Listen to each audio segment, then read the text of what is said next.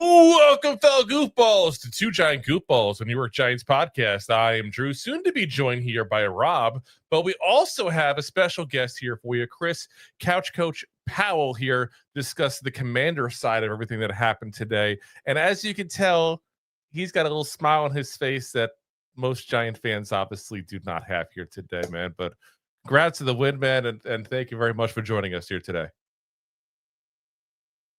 Man, thank you, and thanks for the invite. Definitely appreciate it. Well, we might not invite you again if we keep losing like this to you.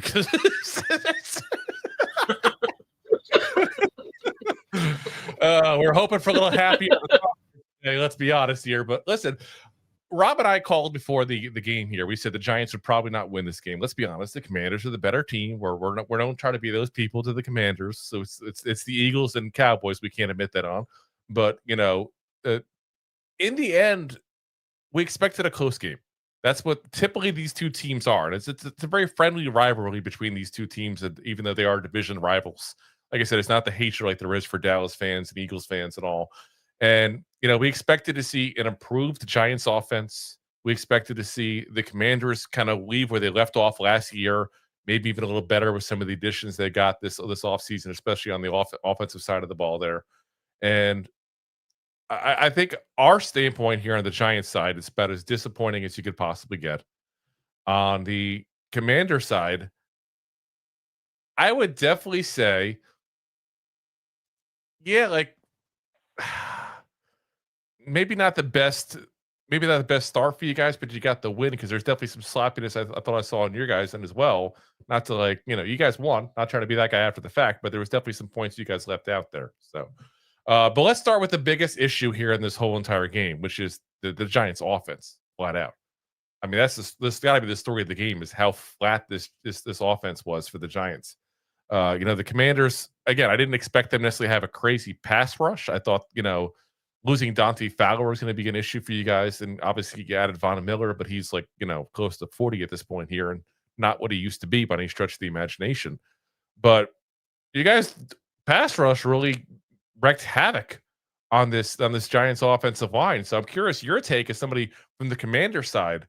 Did you feel like this was a lack of ability on the Giants offense, or is this maybe for us Giants fans, did we maybe not expect what we should have expected from the Commanders defensive line?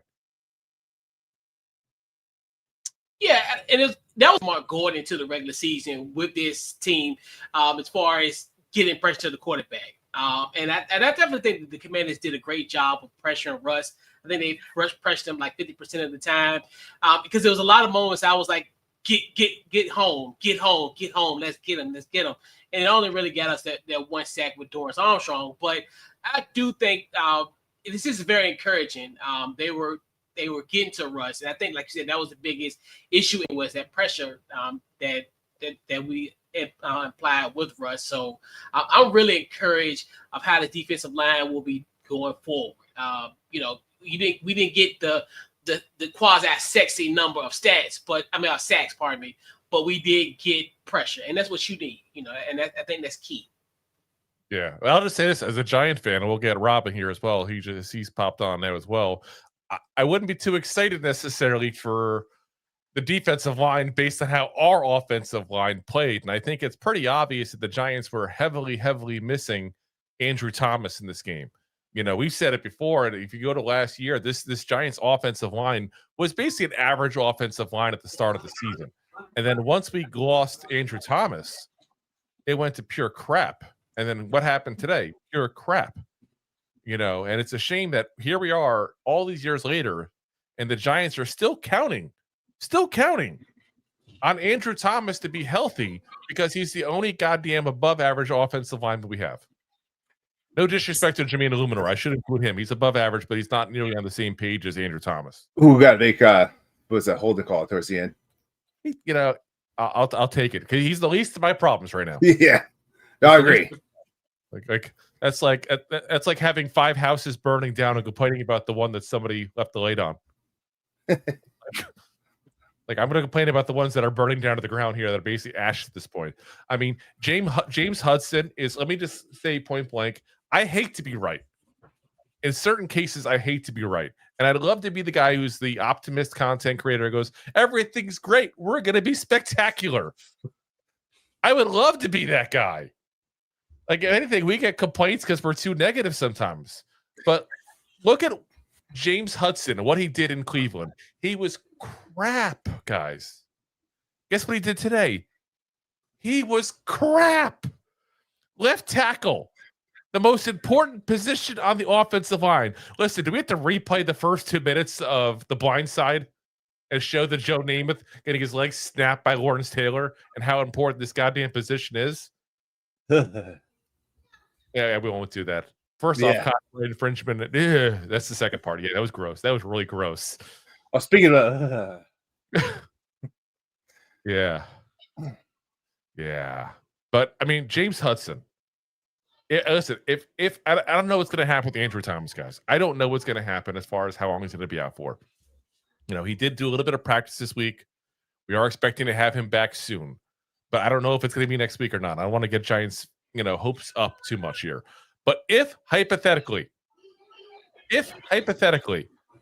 the Giants can get Andrew Thomas back, let's say week 3, and we got one more week without him, then maybe what we got to do is say, you know what? Marcus Bowe's got to start at the right guard, right tackle, and move Jermaine Illuminor over to left tackle, where he played last year and played a whole lot better than James Hudson did today. So he played very well last year. Because I feel bad for Russell Wilson. I really do in this. Like, again, we know Russell Wilson was not going to come in here and be the Pro Bowl Russell Wilson. He wasn't going to be the Russell Wilson of 10 years ago. I don't think anybody was kidding themselves in that whatsoever. What we wanted was a competent quarterback, a guy that just didn't embarrass us, and we got embarrassed again. We got embarrassed, but we got embarrassed again today. Point blank. His butt was on the ground a lot. And you know what? He did a lot of plays where he got the ball out and he prevented sacks. He prevented, what I feel like would have been potentially interceptions in the past with DJ, though obviously Daniel Jones had a great game with the Colts today. Apparently, I couldn't care less right now. He's a Colt. Gone. Last I looked was like 29-0 or something. It was like 30, I think like 30-8 it ended up or something like that. Ridiculous. And he had 3 touchdowns, two on the ground. But still, it doesn't matter. He would have done worse than Russell Wilson point blank if you put him in Russell Wilson's shoes today. I got to put that ball to rest right now because I've heard some people in the comment section during the game even talking about, oh, Russell Wilson did this. Look what Daniel Jones is doing. Yes, because Daniel Jones is off the Giants. Everybody looks better off the Giants. That's what happens. We've preached that for 3 years at this point. Pro Bowl to number 1 best player on the entire team, entire league. Now they're saying he got ranked number 1 in the 100. Absolute insanity, guys. And feel free to listen.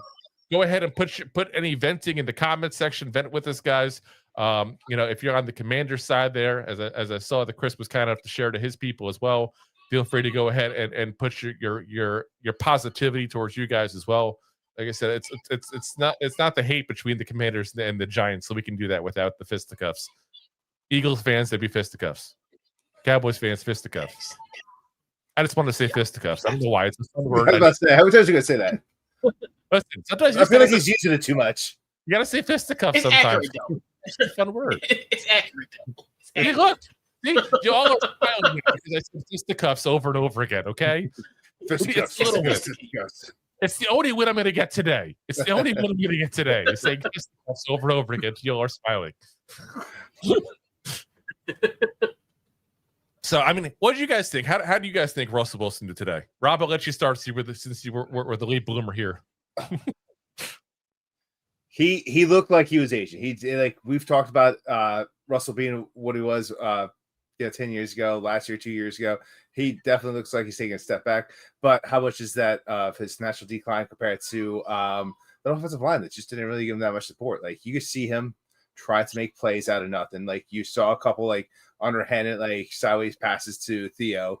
But if I had to give him a rating, you probably give him a 5.8 on the day. Yeah, I would say it's probably accurate. I don't think he looked. I don't think he looked horrible. It's the lack of timing. It's key drops by Theo Johnson, things of that nature that kind of did him in there. Well, that's for sure. Even still, it was funny because I watched. I think it was in the third or it was early in the fourth quarter where he threw it to Wandell. And Wandell looked surprised that the ball was ahead of him. He didn't have to turn around, which is how it's supposed to be because he almost looked like he took a step off that play. Giants receivers naturally inclined to go back. Yeah. But he also had overthrown balls at that point. There's also a couple of underthrown balls. Like he wasn't as accurate as he once was. And we talked about him being able to throw a deep ball. So, but I don't think that's him. I think that was all the duress. I actually give all the credit to the Commanders' defensive line in that part. I really do. Oh, listen. The Commanders' defense looked a lot better. They stepped up and put a lot of pressure on Russell. I mean, when you're a 5'5" quarterback with pressure in your face, what do you expect? I mean, like I'm not trying to rude about it. We all knew going into this, Russell Wilson wasn't going to train this offseason and all of a sudden become 6'2". Like he's a short quarterback with pressure in his face. That's not a good combo. No. And that's not on him. That's on the Giants offensive line. Chris, what'd you think? Yeah, as I mentioned earlier, the pressure got to him. And I think that's one thing, too, where it is a little bit of regression of age-wise. And I definitely think maybe when we talking about 5, maybe 7 years ago, it might have been a little bit different. So I do think that the pressure did get to him. I look at it as like an incomplete for him because he did make the throws when needed. So he made some key throws, but just couldn't put it all together. So, like you said, the offensive line, I think you look at what they've done and like we said, because that was the biggest question mark for this Commanders team was, were they going to get pressure? Were they going to get sacks? And you look in this game where they did pressure Russ. So that's why I look at it from more sort of standpoint. And plus, it's the first game, too. So it's kind of some, this isn't a complete product from Russ or any of our teams. So I think the first game assessment, yes, it's going to fall on the offensive line, but it's not a finished product. But hey, for today's sake, yeah, it was more so of the pressure. I mean, I also have to go back and go with the Nick's comment over here saying that we're going to go through all of it, but it's pretty much saying that it's the coaching staff there. There's some bad call playing on both sides of the ball. So he's absolutely right there. Play calling too. What was that? Play calling too. Yeah, it's part of the coaching. Yeah. Yeah, because they made the plays. They create plays. Yeah. Right. Yeah, Yeah. And like I said, I think we could be so disappointed it's not even funny about this offense. It's absolutely insane. Let's go through the box score here real quick for you on the Giants and what they did on offense here, and we'll also go into what the Commanders did on defense and that as well. So Russell Wilson today 15-29. One second, I got to refresh this. I know because it doesn't have the interception on there, so it's still got some old stuff on here. There we go. 17 of 37, 168 yards. Why am I still not seeing an interception on? That was an interception at the end of the game. I don't know why. Google's not up to. It was a penalty. I think it was a penalty on that. It got overturned. It was Bobby. It was the roughing the passer. Bobby Wagner. Yeah, B Wags. Yep. You're right. I'm so frustrated. I can't even remember what the hell happened here. So it was overturned, and then we lost it down. On 4th and 2, whatever it was. On the rushing side, Russell Wilson also led us in rushing, which first off, that's the problem. Let's pause the box score. Let's discuss that. We said going into this game, one of the biggest keys was to be able to run the ball, to slow down the game, slow down the Commanders' offense as a result. And in the end, our leading rusher was Russell freaking Wilson. Yeah. Who's, by the way, when you see him running, he looked like he was running with bricks in his feet. He really did, but listen, it's not like they put Scottaboo out there really, and Tracy didn't. But he was stopped by that Commander's line. They did a good job. They well, that's the problem I run into is I don't want to give it all to the Commanders. I don't want to all take it away from the Giants, and it's like It's got to be a hodgepodge mix here where the Commanders are maybe better than we expected defensive line wise, and the Giants are less than we expected because they don't have Andrew Thomas. It's probably both combos there. Probably shouldn't keep doing the hand motion, but still. Yeah. What you milking over there? As a Commanders fan, I am ecstatic. I mean, because that was our weakest link was the run defense. And I can get a Russell Wilson at 37 years old to lead y'all team in rushing. And then, because my biggest factor was Tyrone Tracy. Going into this game, I thought he was going to eat us alive. And, I was like, I'm impressed. That's one thing I'm gonna put in my back pocket and be like, you know what? That'll be a subtle brag for the next 4 days. Yeah, and honestly, I think a lot of it that offensive line. Like I'm saying, there's definitely a part of it that's your defensive line. I want to take it a whole away, but I really think the offensive. I mean, there was guys right there in the backfield before he even hit the line of scrimmage. I mean, there's only two solutions to that. Either you guys are extremely dominant at run defense, or our offense is just absolutely pitiful at the blocking. There's the only answers for that when you're that far back. So, but it's just insanity. So, I mean, Russell Wilson, 8 carries, 44 yards. Which the fact that he had to run the ball 8 times just tells you how bad we were at blocking right there. Especially at his age, where he doesn't want to run the ball. He tries everything in his body emotions not to run the ball. Yeah, I mean, it's just absolutely insanity there. Tyrone Tracy, 10 carries, 24 yards. Let me repeat that. That's not a typo. 10 carries, 24 yards. That's absolutely insanity. 10 carries, 24 yards. Yeah. 10 carries, 24 yards. As Drew likes to do, that's simple math there for you guys. 2.4 carries. 2.4 yards per carry. So we can use Common Core math in this one. Yeah. Devin Singletary, 3 carries, 9 yards. Cam Scattaboo, 2 carries, -3 yards. Guys, that's not good. You cannot do that and win a football game. You can't. Like, I'm absolutely like insanely shocked by how bad the run offense was. I expected something, and instead we got nothing. Absolutely nothing. We got poop. Yeah, a pile of poop, and like actually, a bag of manure. I think that a poop that was stuffed into a brown paper bag that was set on fire was probably more productive than a Russian. It was in a brown bag and set on fire last week, and then got reset on fire today. Yeah. Yes, that's 100% absolutely insane. Receiver wise, we got to give it up to a couple of receivers that I did think had good days, especially considering what's going on. Malik Neighbors, 5 catches, 71 yards. That's a 14.2 yards per catch average, by the way. That's something he definitely wasn't getting last year because he couldn't get him more than 5 yards down the field at that point. So, listen, he had a damn good day. There a lot of frustrations on the sideline with him and Daboll, by the way, as well. That's something to kind of keep an eye out. If anybody's watching the post-game press conference, by the way, with Daboll, feel free to put in the comments what he's saying as well. You know, some of y'all watch both and do that. So, Wan'Dale Robinson, 6 catches, 55 yards. So that's the kind of game I expect out of Wan'Dale on a regular basis there. So I think he had a damn good game overall. You know, is there going to be the occasional issue with him dropping the ball? Yes, that's definitely going to be there. He's got little T-Rex arms, tiny little hands. It is what it is. I mean, for the most part, he looked pretty good. Like, there was a couple balls that was thrown behind him, which, I mean, he should be used to at this point. Yeah. He's doing a rave. That's a rave? Yes. I tried doing Mr. Roboto. Domo arigato, Mr. Roboto. Domo. Oh, my gosh. Anyway, but like I said, good game. I thought on his end there, I think that's probably where the good things end. You got 1 catch, 14 yards for Daniel Bellinger. Was at least nice to see him on the field. He needs to get more time on the field. The kid can block. He needs more time on the field. Yeah.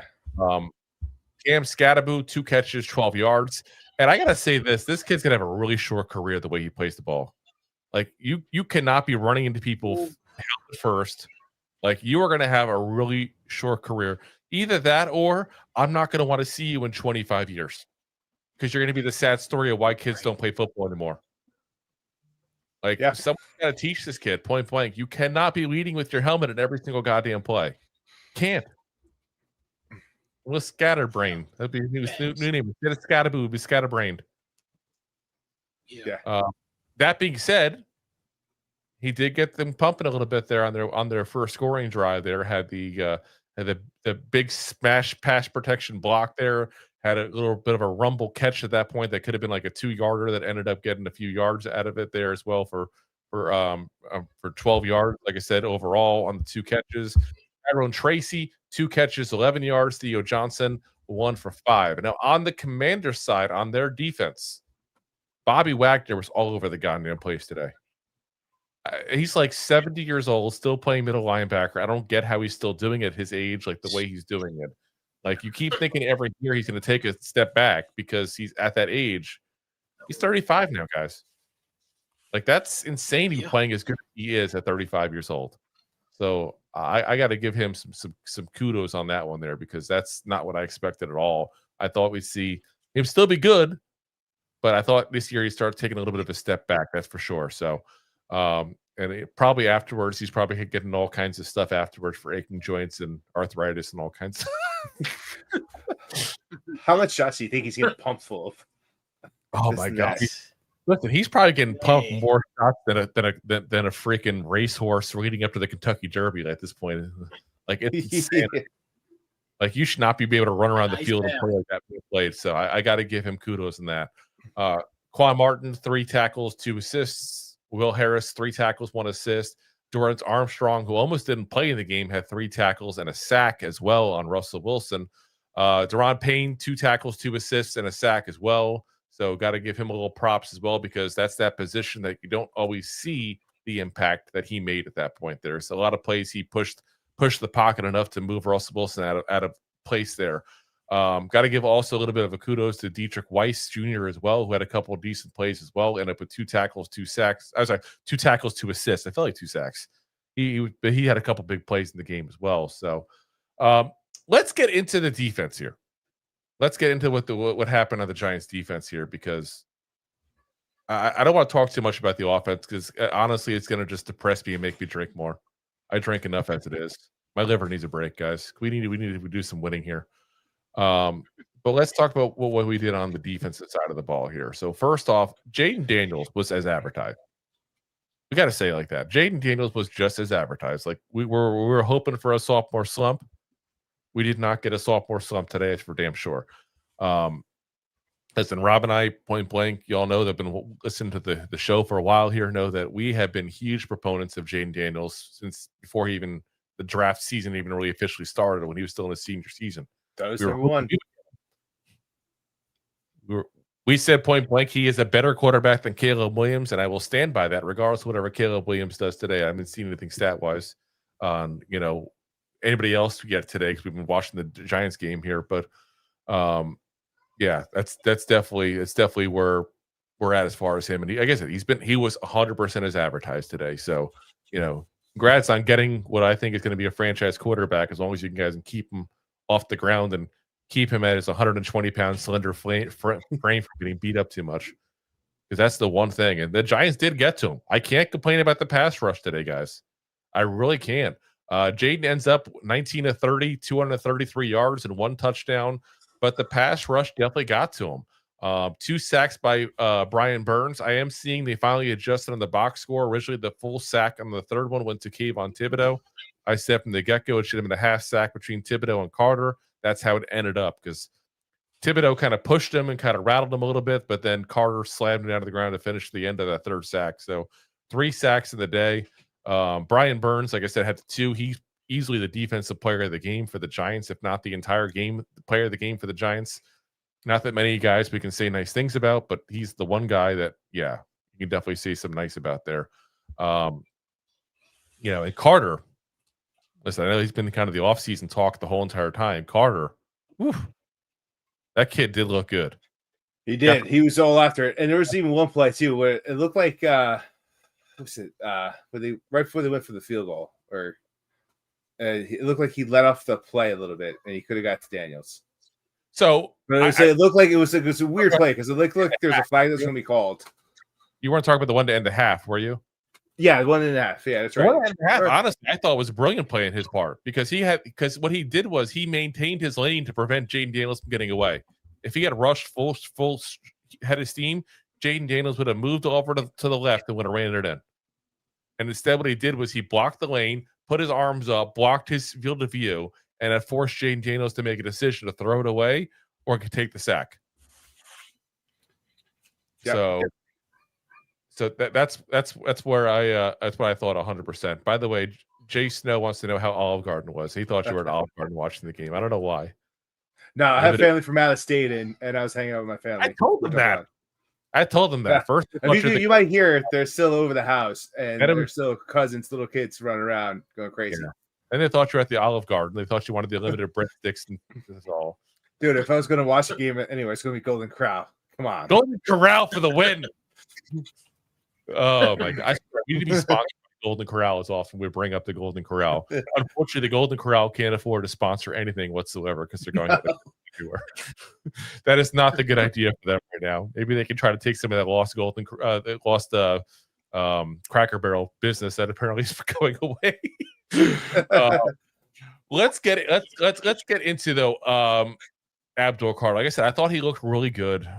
Chris, I'm curious, as an outsider, as a Commanders fan, what do you think of the live regular season debut of Abdul Carter? Because we're gonna think great because we want to have something positive to talk about. Oh, to me, it was great. I mean, he was swarming, and that's one thing too. He's another one. That's the thing about this Giants team. Like, you got to keep your eyes on that whole front seven. And he was another one that you wanted to key yourself into, and he was active as well. Like you said, get that half a sack, but I mean, he has some opportunities to get home, and but he's third overall pick. I think he did his thing in his debut for sure. Yeah, I thought the punt block was actually his most impressive play. I mean, to get off around the edge, like he didn't sneak to the inside. He went to the outside and still ran up and blocked a punt. Like, goddamn. Yeah. Yes, that was key. That was a key one. Yeah. Yeah. It would be even more key if he had a chance. Especially with Tress, yeah. And then, obviously, probably one of the best punters, getting to a Tress way, because a lot of people don't get a Tress way. And for him to get a Tress way, and that was the difference. And you look at even in that, because most time when Tress is punting, it's inside the 20. But that one, once you got that little hit off of him, because that ended up going it was probably about a 30, 40 yard at that point. I think he ended up, so that was the difference. And seeing those type of things, you may not see it today, but that could be a huge difference down the road. Like if he could get those type of plays and get you a better score position. And then if you get the opposite linebacker, I'm always a glass half full kind of guy. So I appreciate you being that. That's encouraging. Glass half full, the two of us are completely empty at this point. That's encouraging. Sure. Yeah. And like I said, I think that's probably the biggest positive takeaway we can give on the Giants side is that Abdul Carter looked good and the pass rush looked good, which is supposed to be the big thing for the Giants this year. And it looked good, though. I will say we got to work on containment a little bit with mobile quarterbacks. I think that's something that we got to work on. I think it's always been an issue of Kayvon specifically, who I saw a couple times. Jaden Daniels kind of got the outside of him as he pushed to the inside. Jaden's like, okay, you take the inside, I'll go on the outside then. I'm just gonna take what you give. Like, you are the edge, and when you're the edge as a guy who's going against a mobile quarterback, you're that last line of defense to stop him going to run for 12 yards. And I know you want the sack. I know Kayvon wants the sack, and we all want the sack. Don't get me wrong, we want sacks galore. All over. That didn't sound good. Anyway, no. There's children in the background. But like I said, I just feel like he's got to work on that specifically. And that's been an issue I've had on Kayvon for the last couple of years. And he's a lot better on the run defense than some give him credit for. But I feel like sometimes he wants that sack so much that he just misses that outside containment on the mobile quarterback. And we've seen it before with Hurts plenty of times. We saw it today with Jaden Daniels, and it's something he's got to work on. But we saw him in the backfield today. We saw him trying to cause a little havoc there. He got the half a sack, and listen, if he just kept him down to the ground the rest of the way, we would have got the full sack at that point there. This is conversation's going very bad. We got to change the word sack to something else. Ransack. He almost got the quarterback down to the ground. He almost went down on the quarterback. Now. But I mean, do you guys see that as well out of Kayvon, where it's kind of like him not setting that edge and him not kind of stopping the mobile plays that Jaden Daniels had? And I'm curious when I see the All-22 to see how many actually were on his side, because I wasn't paying attention to that live in the games, and there's so much you can watch. and you tend to follow the ball like most people. But I feel like that was something I saw on occasion. I have a feeling it's going to be something that's going to pop up on the tape. A lot of it, like you kind of already said, and you kind of addressed what I said with Abdul earlier. It's like he kind of puts his head down and then just slingshots himself where he can't change his lane, and that's it. He's just too busy trying to get at the quarterback.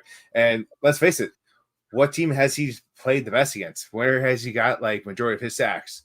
Do you guys hate Chris? Do you guys hate Kayvon? Is that like a thing? We feel like he gets half his career sack Commanders for some reason. 2022, when you roughed up my Taylor Heineke, yeah, we hate this guy. Yeah, he sacked him like 9 times or whatever. He's public enemy number one.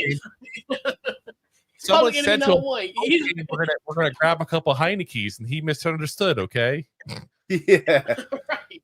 That's some tall boys. He misheard. Okay. Right. But it's like I feel like he gets half his career sacks against them. And he got another half a sack today at that point there. So, but I mean, he is what he is. Again, Kayvon Thibodeau is an above average player. He's not an elite player. So, and again, I know some Giants fans are kind of down. I heard a lot of Giants fans already saying today we should trade him. The only way I'm trading him at this point is if I get a good offensive lineman. But let's be honest, guys, we're going to mess him up when we bring in a good offensive lineman. Offensive linemen go elsewhere and play better. Offensive linemen come here and suck. Nobody wants to come here and play offensive line. It's like a death wish. You know, it's like being the Marlboro Man. You know, you're gonna have a short career at that point. Okay, like it's what it is. Either that, or you have a long career and you have a terrible after career, post career. Yeah, seriously, it's you know, like what's his name? We got from the Colts there. We lost this year. I'm drawing a blank at his name. The guard. He's supposed to be really good. I'm still drawing a blank here.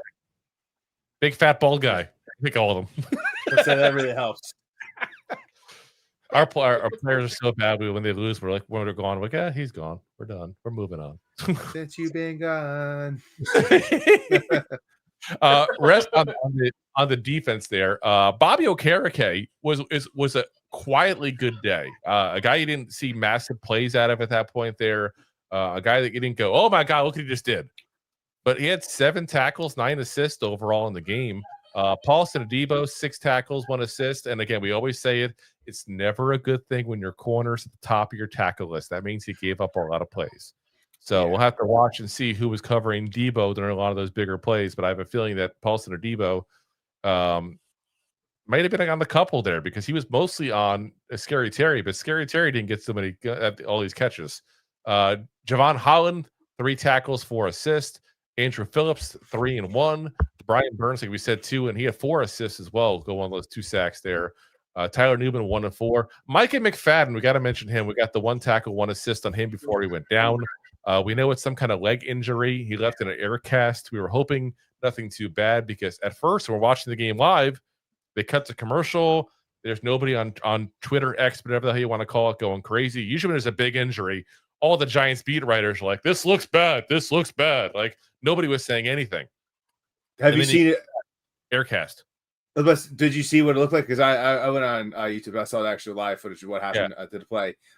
It could be something like nothing but shoot it out of there. Like it could be like a dislocated ankle, or he may have actually twisted like his whole knee the way he went down. Because when he went to go make that tackle, it's like his whole body and the weight of the defender of lineman went down on his ankle, and it looked like he rolled that knee a little bit.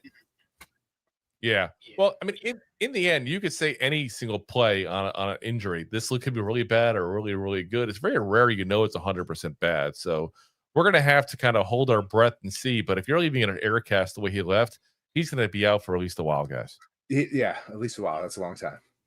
Yeah. Darius Muasau, like I said, we got to see what he can do. He had 1 tackle, 1 assist. So he had the same in 3 quarters that McFadden had in 1. Pretty much. And he left some plays. And he gave up the touchdown to Zach Ertz as well, that first touchdown that they had as well. And point blank, I said it during the telecast there, great veteran move, because what happened basically was Muasau was running towards the outside to catch up with Ertz because he wasn't far enough outside to cover him properly. So Ertz just said, okay, fine, you're going to run through the outside. I'm going to run to the inside, go the opposite way. And it worked like a charm. And he was wide open, absolutely wide open. So you know, and obviously we don't know the play that was designed and how much was changed on the fly, but in the end, I can guarantee you when he saw Muasau running towards the outside, his face just lit up like a kid on Christmas morning, knowing he's about to get that big old present in the end zone because it was an easy touchdown. And listen, he's got a lot of experience against the Giants too. So yeah, I mean, Zach Ertz does between his years with the Eagles, which really an Eagle. You took an Eagle fan, Chris. You get the Eagles player seriously. Hey, I take Kid him from in Arizona. He has dialed his career. Right, he like Bobby Wagner. He got a ninth life in DC. I swear. Like, yeah. I mean, you guys, that's kind of a reclamation project for you guys last year. 34 years old, by the way, on Zach Ertz. Don't the Commanders? They have like one of the oldest rosters in the NFL, don't you guys? Which is kind of crazy when you get a second-year quarterback. yeah. It's absolutely insane. You kind of think of them as a young team because of that, but no, they are right. They have a young quarterback with a bunch of geriatrics around him, but he's making it work. Old parts, right. Make it work. It's funny I say geriatrics when like I'm like 10 years older than Zach Ertz almost at this point, but I'm like, he's an old man yelling, "Get off my lawn!" Like Bobby Wagner still got like you got 6 years on Bobby Wagner. Bobby, I got 8 years on him. I got 8 years on him. I'm 43. Goddamn it. I know the feeling now. I'm like, yeah, like I got to tone it when it comes. I see these old guys. I'm like, hey, they gonna look at me as the old guy. Like, it is what it is. It's like you're football old. I know, you're right? not. That's different. There's a difference. Yeah, it's not like life old. Yeah, it's like when you get a pair, are you hurt or are you injured? You can say you're football old. You're not real old. Touche. So, yes. that's where it's at there. But yes, yeah, like I said, take that. Let's look at some of what the receivers did here for the Commanders here against the secondary. Deebo Samuel, first off, I don't know if he like saw our pregame and saw us talking trash about him or what, but that man was a man with a mission there. Like he was just stomping around like the Stay Puft Marshmallow Man through Manhattan there, and like 7 catches, 77 yards on the day. And Chris, is it just me as a Commander fan? Is he looking a little pudgy? Like, don't get me wrong. Like, I got I mean, a little pudgy. And yeah, if you look at it, obviously, if you're looking at him in uniform, he's football yes, fat. you know, you can see there's some way. But when you see him on a treadmill, him and Xavier Legette this summer, oh no, like I would never call that man fat. I could have never do that on a treadmill, even in my prime athletic ability. I could not do what Deebo Samuel just did on that treadmill. Like he's amazing. He is football. He's football. Yeah, right. Oh, he's amazing too because he's one of those just pure athletes that's just fast. Like some people put on that size that weight, and they're not fast like that. He's just like he obviously heard us talk about him, and he was like, "I'm just turning up the gas for you guys." We have that kind of crowd, but okay, we'll say it. And it's like he's just a short tight end. That's what he plays like. He's just a short tight end. Yeah, he was the lead rusher last year. The lead wide receiver in rushing yards. Yeah, which he always does. He always is the rushing part of it there at that point. Except, today he had 1 for 19 on the end around there. So I mean, altogether 7 for 17 on receiving, 119 on the rushing with the 1 touchdown on the rushing touchdown there. So again, good game by him. 96 total yards. I mean, as a Commander fan, I think you've got to be very happy with his debut. Yeah, absolutely. And he's another one. Like I called him, he's a Swiss Army knife. He can do it all. And I think that's when you see like those spurts of kind of how Washington was kind of struggling, Deebo gave us some positive plays to kind of overcome some of that deficiency. So he's going to be perfect, especially in our third down offense. I think you'll definitely see a good chunk of us converting on third downs or in long situations with Deebo Samuel. So yeah, he's the one that's going to get you out of a pinch, and I think that's going to couple with all the other offensive weapons that we have. But I definitely think Deebo was a smart acquisition for this team, and we will all see what Deebo does. And Listen, in the end, a lot of people look at this game and go, Jaden Daniels is the one who beat the Giants because he had a really good game overall. But if you look at the rest of what happened from this receiving core, you could make the case that Deebo is the one who actually beat the Giants in this whole game. Because, again, he got 7 catches. You go to the rest of the receivers, 1 for 34 for Chris Moore, which was just a crazy sick play. Austin Eckler, 3 for 31. Noah Brown, 2 for 27. McLaurin, even, who's the guy you would think could be the guy who would tear up a defense, 2 for 27. Zach Ertz, 3 for 26. Jalen Lane, 1 for 11. Deebo is the only one the Giants had any trouble really containing, which is craziness. Like, he was that security blanket, almost like you'd expect that of a tight end for Jaden Daniels. Jaden Daniels gets a pinch. Right. Well, there's Deebo right there in the middle. Let's throw it to him. Yep. And that, honestly, you could say was the difference in this offense being as prolific as it was there. Because, again, like we said it before, Big time. Commander scored 21, but we said before on the show, we were live during the game, easily could have scored more points. They left three points on with that field goal. They could have got at the halftime there, which I know Dan Quinn said, I love being aggressive and it's just part of who I am and blah, blah, blah, by throwing away all his timeouts. But that was a mistake on the Commander's fault, point blank. You had the overthrow to Terry McLaurin when he was wide open. That would have been a touchdown when he broke the ankles of Paulson and Deebo in the first half as well. There was 10 points right there just left. Like, this team could have been much more ahead. And goddamn, I think we're upset now at 21-6. Imagine when 31-6 would have been like. Like, Chris, sorry, we can't do the show today. We're too pissed. I just struck the 6-pack straight from the game. We're too drunk to do this right now. Listen, kidding. We've done the show drunk before. Wouldn't be the first time. Won't be the last. Like good Giants fan. Rob takes a swig. You. Yeah. You got 2 swigs. How many drinks are you double fisting during the live show? With one hand. Just because you put it down to pick up the second beer, it still counts as double fisting. It's the same beer. All right, guys. We're going to go ahead and pay the bills real quick. We'll go over the rest of the game with you guys. Again, appreciate you all for watching. You got 73 of y'all in the chat here right now, live with us here. I know it's a tough go for Giants fans here, but we're here with you. We're supporting, and Chris is here at least not gloating. So appreciate that. Appreciate that. Thanks for watching. Like the show? Of course you do, or you would have turned it off by now and not be hearing me. There are plenty of ways to support the show. YouTube is the best place to join us, and we offer memberships there with fun benefits like custom emojis and early access to video clips. Of course, there you can also send super chats and stickers to send one-time support payments. The best way to support the show is to buy these drunk idiots beers at buymeacoffee.com/2giantgoofballs. Along with one-time support payments, there are also monthly plans, so you can continue to help kill their livers each month. You can also show people that you are a goofball by visiting our store at 2giantgoofballs-shop.fourthwall.com. We got everything from shirts, hats, phone cases, funny candles, buttons, stickers, and even a 2 Giant Goofballs towel to dry off your goofballs. Of course, you can always support the show for free by simply hitting the like, subscribe, and share button wherever you are watching or listening to this. Hit the thumbs up on YouTube. Leave a 5-star review on Apple Podcasts. It helps the show tremendously, and quite frankly, the goofballs suck at marketing and need your help to get the word out. Thank you for being part of the Goofball Army and for taking the time out to support the show. All righty, guys. And again, we also want to go ahead and thank Chris for popping on with us here.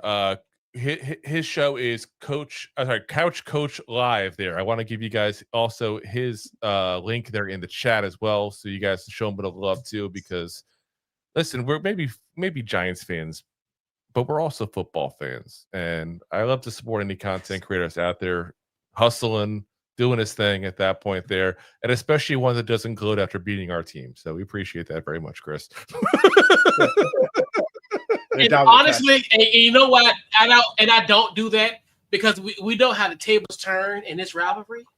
Like, anything can happen. There was once upon a time when we sacked Tommy DeVito 9 times and lost a football game. Yeah.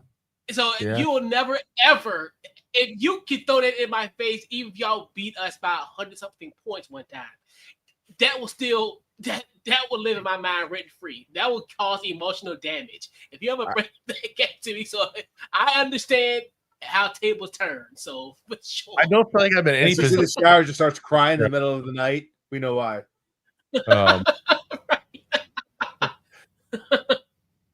But yeah, I mean, this whole game is just like extremely frustrating. Let's talk about the run defense, because that's been an issue we got to talk about as well.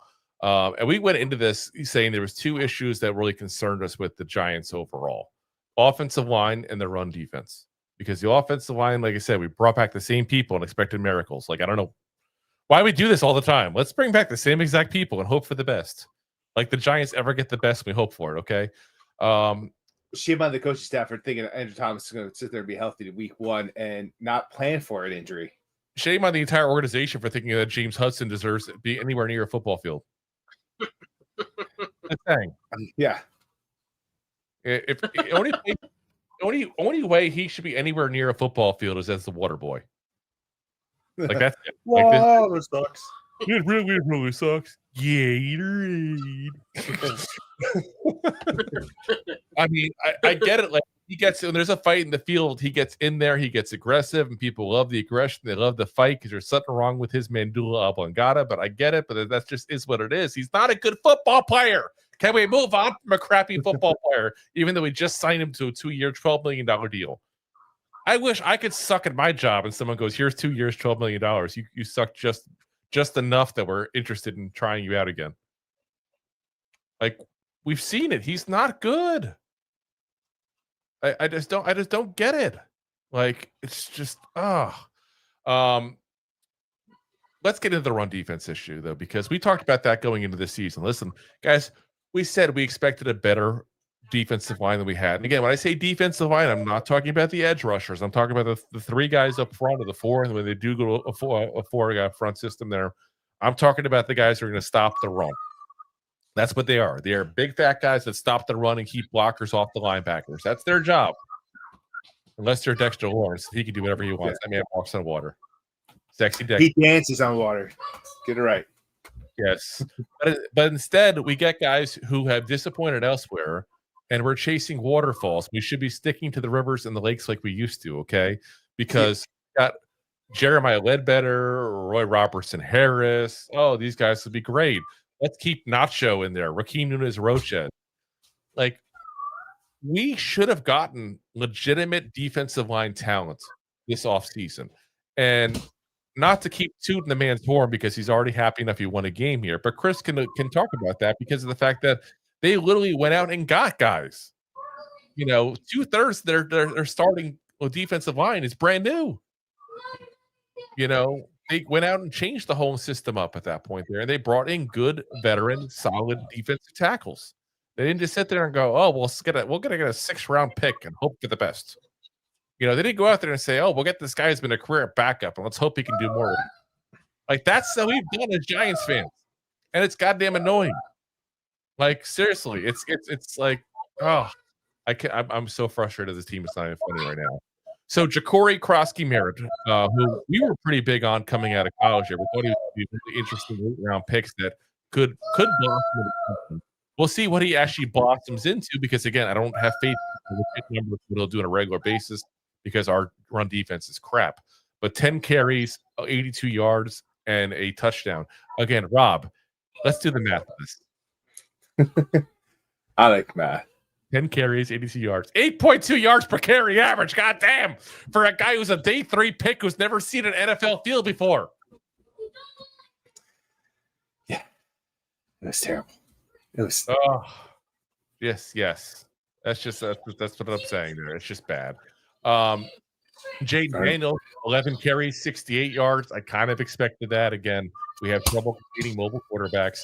Austin Eckler, 6 carries, 26 yards on the day, plus the 331 on the receiving side. So you always have to include that when you're talking Austin Eckler. He had a 4.3 yards per carry average. Austin Eckler. The guy's 30 years old. The guy couldn't run when he was 25 years old. He just got his AAP card. He is the epitome of a 3rd down back that just like magically wills his way like Thomas the Tank into getting more yards than he should have at that point. That's just what he is. And he ends up 4.3 yards per carry average. No. Like, oh my God. Jeremy McNichol, four carries, 25 yards. Did anyone besides Chris even know who the hell Jeremy McNichols is before the game? No. Hey, man, that's my guy. I'm just saying, he's your third running back. Like, that's not what you expect. That's 6.2 yards per carry. And the one carry, 19 yards again for Deebo with the touchdown as well on top of that. That would hurt a lot. Like, that's insanity. Like, I'm right now, I'm at the side of the individual, but 220 rushing yards in total for the Commanders, guys. That's insane. Yeah. Absolutely insane. And you know, the crazy thing is the Giants actually won the time possession with all that. Yeah. We had the ball for another minute longer. Mostly because we like do something positive, have a penalty, do something positive, have a penalty. Like that was what it seemed like at that point there. Though really sloppy game penalty-wise all across the board. 18 penalties of the day between the two teams, but 2/3 of them actually on the Commanders. So I guess we won that battle. Fair enough. Yeah. But little things. Chris, I gotta ask, because there's one drive specifically I'm thinking about here.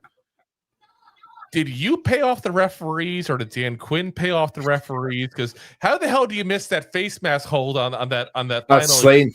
There was still on Slayton when there was still a chance for us to win that game potentially. Oh, that was obvious. It's not even funny. Yeah. And then call that holding cookie. play on James Hudson. Like the same exact drive. It's like they were determined to stop the Giants from getting anything positive that drive going. Don't get me wrong. Was it a hold? Yes, 100%. But was it a hold you would call in a regular NFL game? No. Even Tom Brady said it.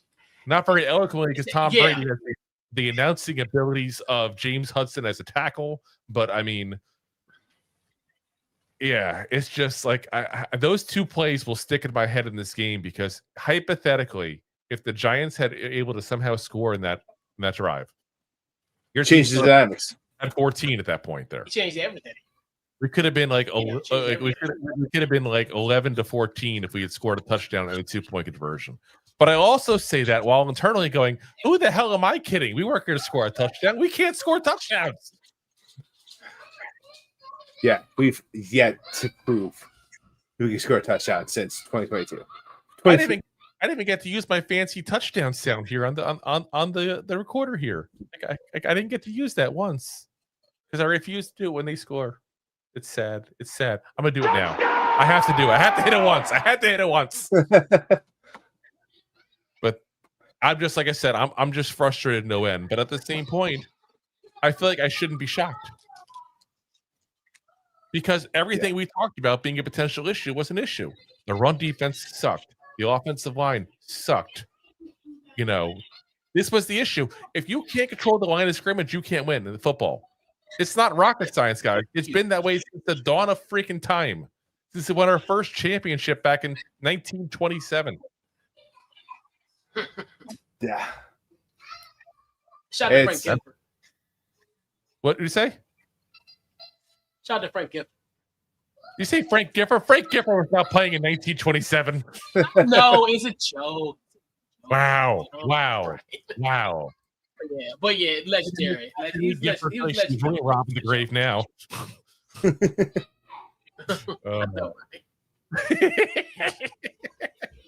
Oh my gosh.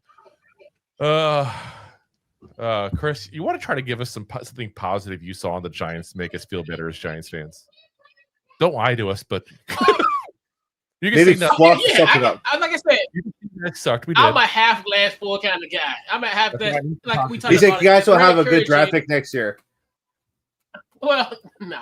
I still think, as far as certain things you can clean up, I definitely think Clean up. That's put nicely. My personal opinion, what Abdul Carter did was phenomenal. Like we had just talked about it earlier. I definitely think he will definitely be a difference maker for this team. Malik Neighbors, you have a solid number one wide receiver in him. I definitely think the time will tell with that. The time will tell how he will coexist with Russell Wilson. And I think you will have moments where you don't get as much pressure from the opposing, get a lot of pressure to Russell Wilson. So I definitely think he has an opportunity. And plus, hey, you got a shiny toy in Jackson Dart potential that you can unleash at any time now. So, and I do like Cam Scatterboo. That's kind of like you said. That block was tremendous. That block it gets you out your seat, but that's scary too. In the same token, yeah, it might be cute and all, but in 4 or 5 years from now, we could be seeing a different tune potentially. But I think he's someone I definitely think could be. And even he had that play that, like you said, the one, but two. He had the one where 3 guys had to get him down. So you look at this fact. I think that's really encouraging. So I look at it from the standpoint, hey, the team is not a finished product. I would definitely say that this team is way better than last year. I will say that definitively. You got guys way better than our matchup in week 2 of last year, or even in the November 3rd matchup last year. So it's the sun is going to shine. It's a little cloudy now, but the sun will shine. So I would not be, You got to start singing any song. Tomorrow. We'll wake up right. and suddenly have an offensive line. I'm saying you're from Jersey because it was raining today. I'm from Virginia, and it's actually raining here too. So and the sun came out today. So probably that's why I got this kind of disposition for real.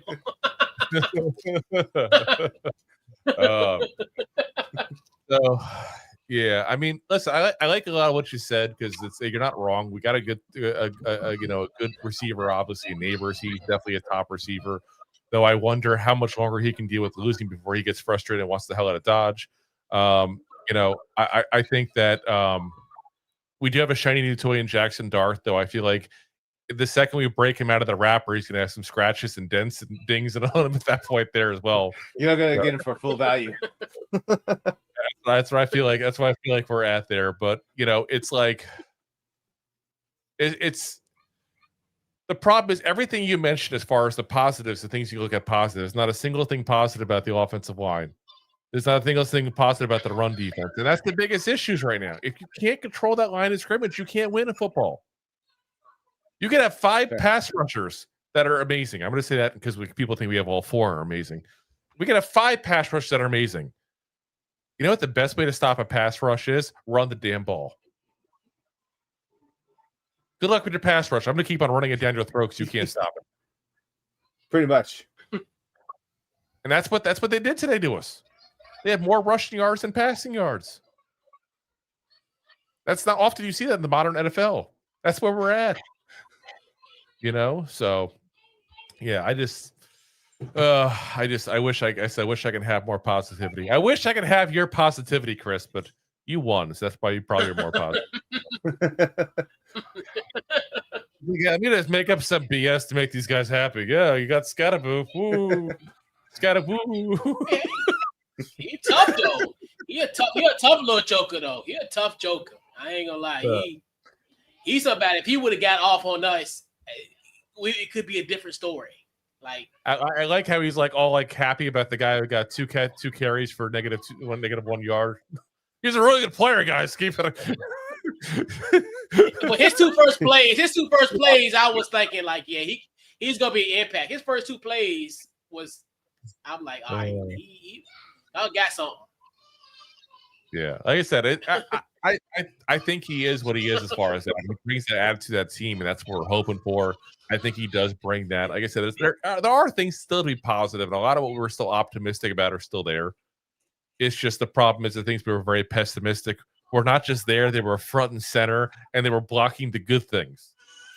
It's kind of like when you go to like imagine like going to a painting and like, oh, I get to see the Mona Lisa in person, and like there's this poster of a rock show like blocking it. Like that's what I feel like. We have this crappy thing in front of the good things. We can't see them because we have this big, obvious, crappy thing that's blocking it. It's like imagining like a hideous billboard blocking a beautiful sunset. That's where I feel like we're at here. I don't think it's that. I wouldn't go that far, Drew. You're just being very morbid, man. Did you forgot to take your antidepressants this morning? My God. I didn't mention anything right now. Okay, I'm not morbid. My God. Blocking the sunset. It's week 1. We were playing the team that was in an NFC Championship game last year. My God, in a division. I know. I can't help myself. Listen, that comment was skull. That's fantastic. Jay. Oh my God. I'm always love my baby, regardless. Oh my God. So, wow. I feel like the whole offensive line was quadruple. He's innocent. I don't care if he was found with the murder weapon in his hand. Exactly. He didn't do it. He was framed. He was framed. Just running with the white Bronco. Bronco. Helping out a friend. That wasn't his Bronco. But he made 2 plays. But he made 2 plays though.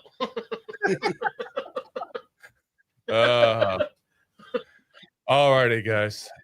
Let's give you guys a chance to do any final thoughts here before we head on out here. We're an hour into this chaos here that has ensued post game to the Giants officially losing their first game of the season, 21-6 in absolute horrendous form.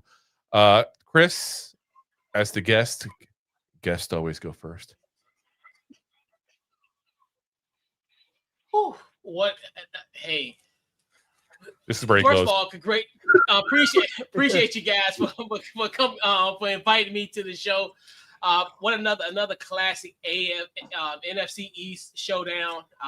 Like you said, it came down to a few things, but hey, came out prevailed. This is still the best conference in best division in all of sports, regardless, bar none. We're the only multiple Super Bowl winning teams in this division. So great game. We'll see you guys in December 14th to be exact. And man, once again, appreciate crazy. the invite.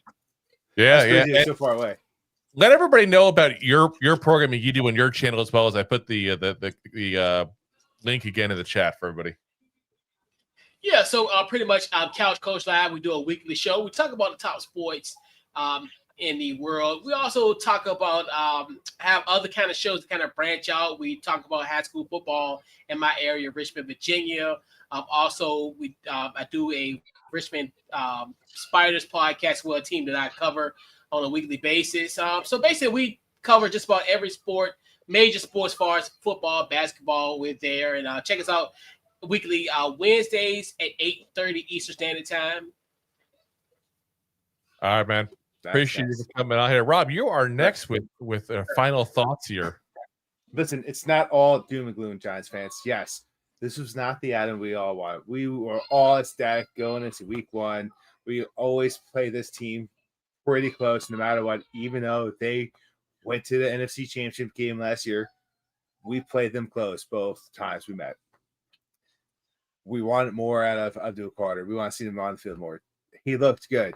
Giants fans, that's ecstatic. That's fantastic, right? Scadaboo did not get the yards wanted. Guess what? He wasn't going to do that week 1, especially with improved the defense from the Commanders.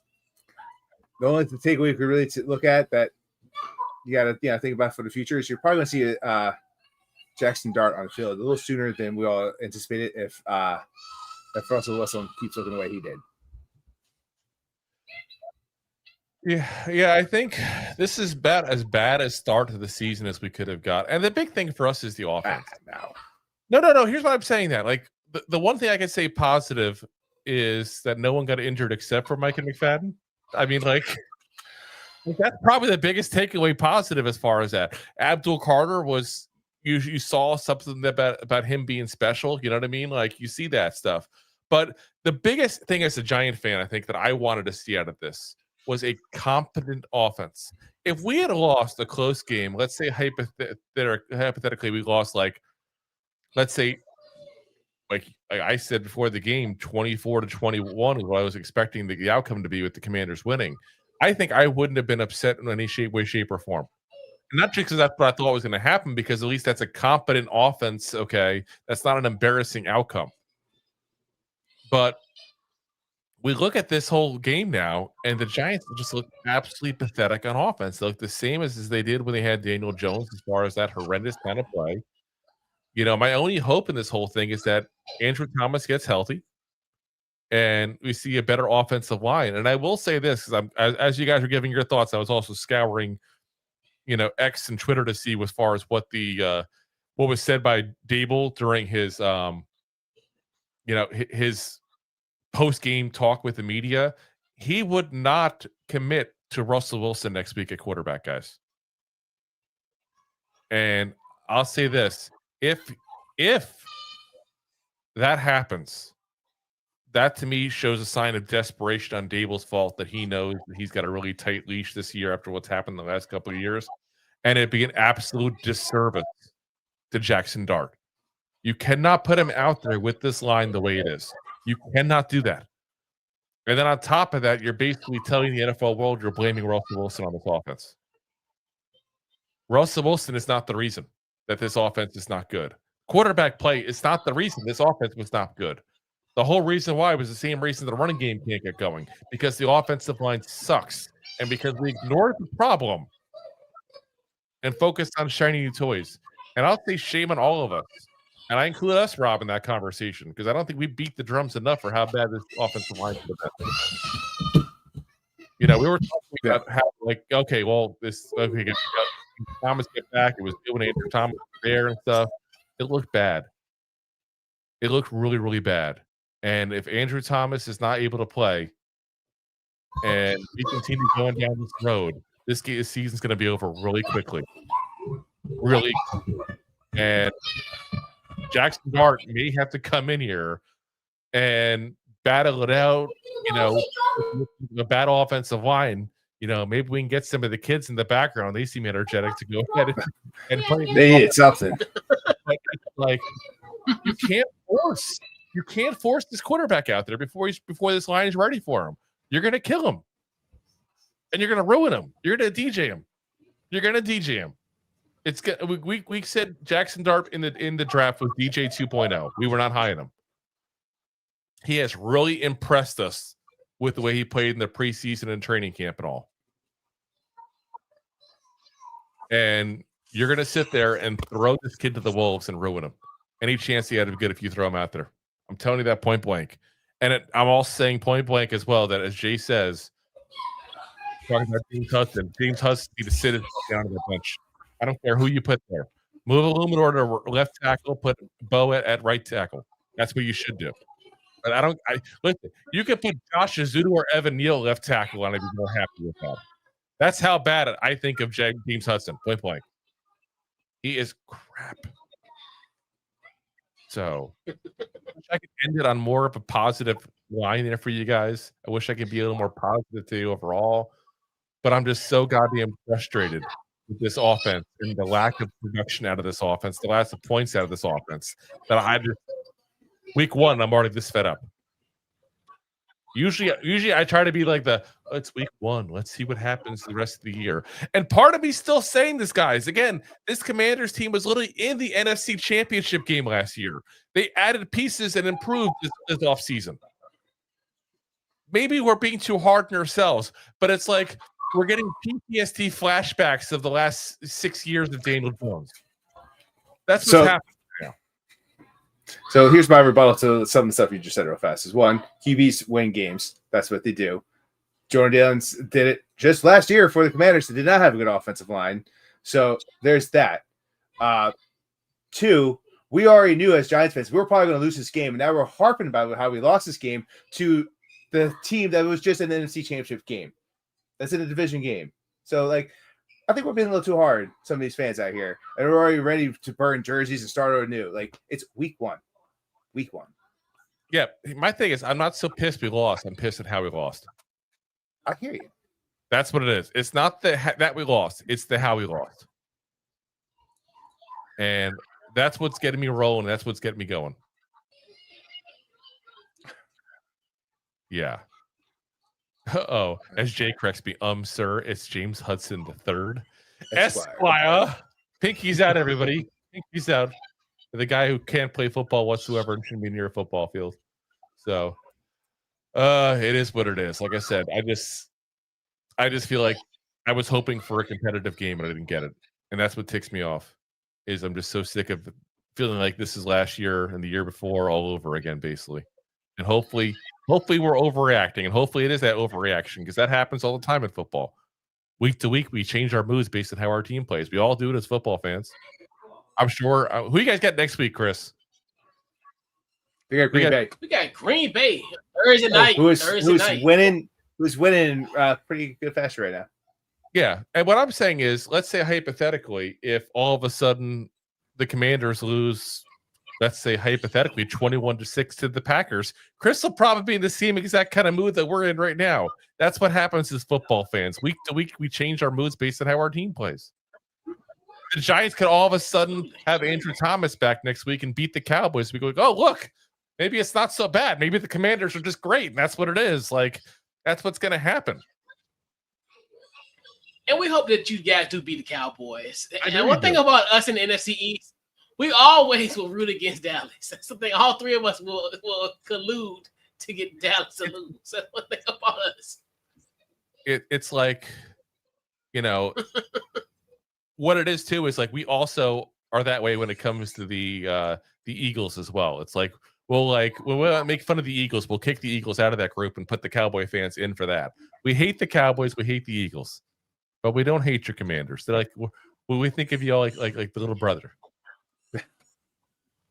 You know, we don't even make fun of you guys for how long has it been since the Super Bowl? Like, and I'm not trying to bring that up to be a jerk. I'm just saying, like we harp on that with Cowboys fans. We don't ever bring it up with Commanders. Yeah, I mean, it's been a while. 1992. It's been a while. I'm saying, no one's counting. But I don't say it to be a jerk. I think to point out that we don't hate the Commanders like that, because we don't say like, oh, it's been 30 some odd years since you guys won a ring. We don't hate on that. That's fine. It's okay. You guys still have more Super Bowl rings than most teams in the league right now. Yeah. So it is what it is. And listen, I'm sure if I ever get to do my prank call that I want to do to the Cowboys, and I will probably do it one day, you'll be watching laughing hysterically at that point, because that's just the way it is with the NFCs. We all hate the Cowboys. Because what I want to do is I got to figure out the legalities of doing this. I want to go ahead and call the Cowboys, pretend to be the head of marketing for Rust-Oleum, and that I want to sponsor their trophy case. I think it'd be absolutely freaking hilarious. But again, there's legal issues. Maybe one day. So, Jared would be like, "That's not funny, Andrew. You on my phone? No, that's not funny. That's not funny, Andrew. Cost me time." He couldn't even get Micah Parsons' name. He called him Michael. You think he's gonna know my name is Andrew or Drew or either one of the version of it? Right. He'll probably call me a poo or something like that, you know, like poo poo nuku. Yeah, he'll like, is that a poo? All right, guys. Well, that's gonna call it a night for us here. Again, Chris, thank you very much for coming on with us. Appreciate that very much. Always welcome back there. Next time we play the Commanders, and hopefully it's a better outcome for us at that point. But you know, again, appreciate you coming on, and appreciate everybody listening, watching. Hope that we got to vent together with you guys, and you all feel better about this to a certain degree. It feels better to vent sometimes. It feels good. It's a little goose fraba. As I say that, and the next thing I'm about to do is grab a bottle of whiskey, but it is what it is. Okay. Again, guys, we'll be back again as usual tomorrow, 9 p.m. Eastern Standard Time.